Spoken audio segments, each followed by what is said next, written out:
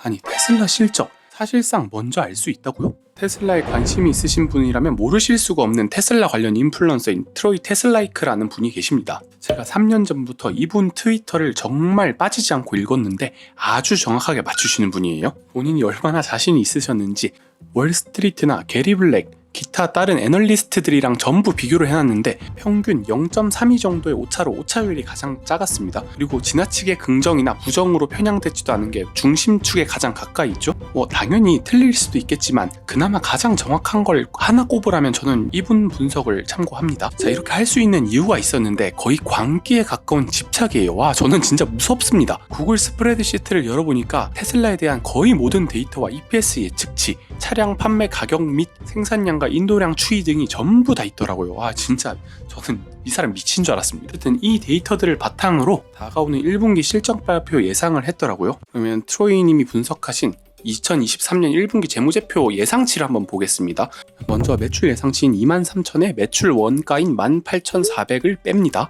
여기서 매출 원가라는 것은 차를 만드는 데 들어가는 철광석, 리튬, 에너지, 기타 등등 엄청나게 많은 게 포함되어 있겠죠.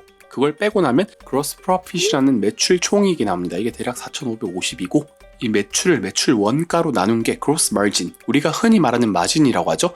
팔아서 얼마를 남겼느냐, 이게 진짜 중요한 부분인데 19.8%예요. 2022년 1분기에는 29.1%였는데 19.8%로 꽤나 많이 감소한 것을 알 수가 있어요.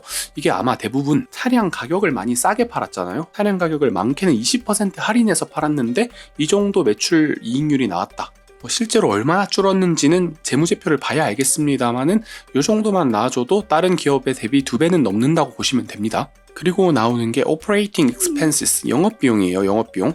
여기는 이제 연구 개발비, 판매 관리비, 기타 영업에 필요한 모든 제반 비용이 들어간다고 보시면 됩니다. 그렇다면 매출 총이익에서 영업비용을 빼고 나면 영업이익이 남게 됩니다. 이게 대략 2,636이고 여기다가 이제 추가적으로 세금과 이자, 스탁옵션 등을 더하거나 빼준다면 넷 인컴이란 게 나오게 되는데 우리가 흔히 말하는 당기 순이익이 되는 거죠. 실제로 얼마를 순이익을 벌었느냐, 기업을 평가할 때 가장 중요한 지표 중 하나입니다. 이 넷 인컴 논갭, 논갭이라는 것은 기업의 특수한 사정을 고려한 비공식적 회계 기준이라고 보시는데 갭과 논갭이 있으시면 보통 요새는 논갭을 본다라고 생각하시면 되겠습니다. 이게 대략 3065예요. 이 3065를 발행된 주식수로 나누게 되면 그때서야 우리가 구하고자 하는 EPS가 나오게 되는 겁니다. 그렇다면 이번 분기 월가가 예측한 테슬라의 주당 순이익 EPS는 0.85달러예요. 하지만 방금 봤던 트로이 테슬라이카님의 EPS 계산식을 이용하면 0.88달러가 나오게 됩니다. 결국 월가 예측보다 5% 정도 높은 수치를 예상하고 있습니다. 게다가 이게 가능성이 있는 게 벌써 테슬라는 7분기나 연속해서 월가 예상치를 넘었습니다. 초록색이 확실히 위에 올라가 있는 거 보이시죠? 결론을 내자면 이번에도 어닝 서프라이즈가 날 확률은 조금 더 높아 보입니다. 그럼 이쯤에서 여러분은 이런 의심이 드실 겁니다. 아니, 그 계산이 정확한지 어떻게 알아? 네, 당연히 합리적인 생각이에요. 이 계산이 정확하다면 왜 돈을 잃겠습니까? 일론 머스크도 아니고 내부 임원이 아닌 이상 정확하게 알기는 어려워요. 그래도 다 나름의 근거가 있었습니다. 모델별, 지역별 생산량과 인도량은 정확하게 공시가 되고 있고요.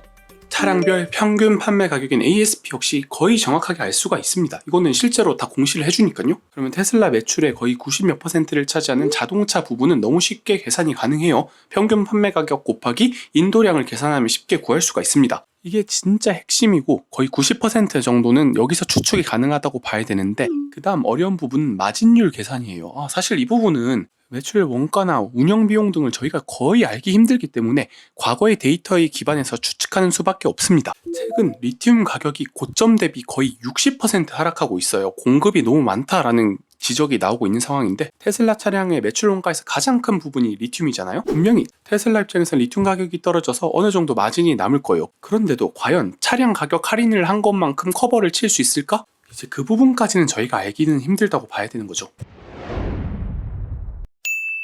자, 최근 있었던 이 자존심 강한 두 천재의 싸움을 안 말할 수가 없어요. 챗 GPT에 외부 프로그램을 사용 가능하다는 소식을 듣고 일론 머스크는 extremely concerning, 매우 우려된다라고 본인의 의사를 밝혔는데 최근 한창 핫한 챗 GPT의 아버지 오픈 AI의 CEO 샘 알트만도 일론 머스크가 최근 트위터를 특수 목적 회사 X에 흡수 합병시킨 사건을 보고 이것 역시 컨서닝, 걱정이 된다라고 똑같이 받아쳤습니다. 아니 그럼 일론 머스크가 트위터를 X로 바꾼 이유가 뭘까요?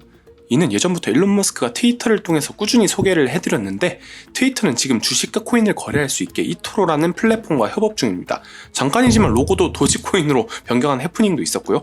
게다가 최근 구글과 딥마인드의 유명한 엔지니어 2명이 트위터로 합류했다는 사실도 밝혀졌어요. 근데 엔비디아의 그래픽카드도 수백억 달러 규모를 구입했다는 사실을 잘 조합해보면 대규모 언어 모델을 구축하려는 게 아니냐, 자기도 챗 GPT 같은 걸 만들어 보려는 게 아닌가 라는 상황이죠. 근데 또 웃긴 거는 6개월 동안 GPT-4 이상 연구 개발 금지 서명을 해놓고 본인만 개발하겠다는 건지 잘 모르겠네요. 결국 머스크는 예전에 자신이 창업했던 페이팔의 전신인 엑스닷컴을 부활시키는 걸 목적으로 하는 것 같습니다.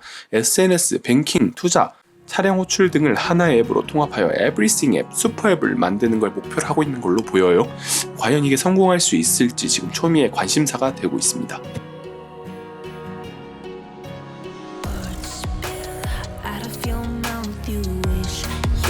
someone else I'm